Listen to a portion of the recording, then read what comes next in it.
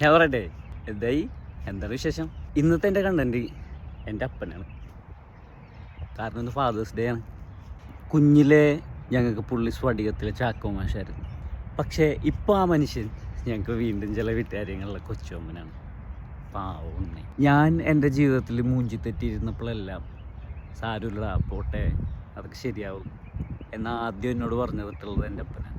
ഞാൻ ചെറിയ തല്ലിപ്പൊളിയായിരുന്നെങ്കിലും പുറത്തൊരാളുടെ മുമ്പിൽ വെച്ച് അപ്പൻ എന്നെ വഴക്കൊന്നും പറഞ്ഞിട്ടില്ല ഇത്ര നാളും. ക്ലാസ് കെട്ടിയത് അപ്പനെ വിളിച്ചു പറഞ്ഞ പ്രിൻസിപ്പലിൻ്റെ കോളിൻ്റെ കാര്യം ഇപ്പോഴും ചിലപ്പോൾ അപ്പൻ അമ്മച്ചിനോട് പറഞ്ഞിട്ടുണ്ടാവില്ല. സിഗരറ്റ് വലിച്ച് പിടിച്ചപ്പോഴില്ലേ, ഇതത്ര നല്ലല്ലടാ, നിർത്താൻ തോന്നുമ്പോൾ നിർത്തിയേക്ക് എന്നപ്പം പറഞ്ഞു കഴിഞ്ഞപ്പോഴത്തേക്കും ഞാൻ മറ്റേ കുത്തിക്കെടുത്തിയ ബീഡിക്കുറ്റി പോലെ പോയി. ആദ്യമായിട്ടൊരു പെങ്കൊച്ചിന് ഇഷ്ടമെന്ന് പറഞ്ഞപ്പോഴാണ് ഇനി നിന്നെയും അവളെയും കൂടി ഞാൻ പണിയെടുത്ത് പോറ്റേണ്ടി വരുവിടാന്ന് ചോദിച്ച് അങ്ങനെ തగ్గടിച്ച ആളാണ് എൻ്റെ അപ്പൻ.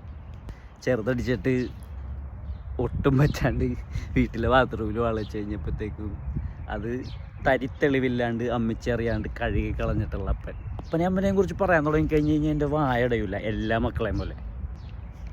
ഞാനിപ്പോഴും ഓർക്കണ്ടു അപ്പൻ്റെ ബർത്ത്ഡേക്ക്, ഏതൊരു കൊല്ലം ആ ബർത്ത്ഡേക്ക് ഞാനൊരു കേക്ക് മേടിച്ച് ആഗ്രഹിച്ച് ചോദിച്ച്.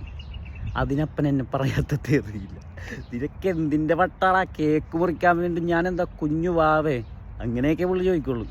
പാവം. ഈ വീഡിയോ ചെയ്ത് കഴിഞ്ഞ് കഴിഞ്ഞാൽ എനിക്ക് ലീവിന് തിരിച്ച് വീട്ടിൽ പോകാൻ പറ്റുമെന്നൊന്നും എനിക്കറിയാൻ പാടില്ല. എന്തൊക്കെയാണെങ്കിലും അപ്പനാണ് എൻ്റെ ധൈര്യം, ഞാനാണ് അപ്പൻ്റെ ധൈര്യം.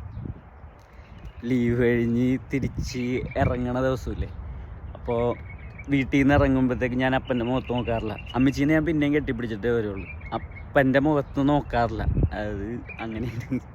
അപ്പോൾ ഇന്ന് ഫാദേഴ്സ് ഡേ ഒക്കെ ആയിട്ട് അപ്പന്മാർ കൂടെയുള്ള ആളുകൾ ചെന്ന് കെട്ടിപ്പിടിച്ച് എനിക്കിഷ്ടമാണപ്പാ, ഐ ലവ് യു എന്നൊക്കെ പറ. അല്ല ഇനിയിപ്പോൾ ദൂരെയാണെന്നുണ്ടെങ്കിൽ ഇതുപോലെ വിളിച്ചു പറ, അല്ലെങ്കിൽ ഒരു വീഡിയോ ഉണ്ടാക്കി അയച്ചു കൊടുക്ക്. ഓർമ്മകളിലുള്ള ആൾക്കാരെ അവർ ഓർക്ക്, പ്രാർത്ഥിക്ക്. അപ്പം ശരി എന്നാൽ.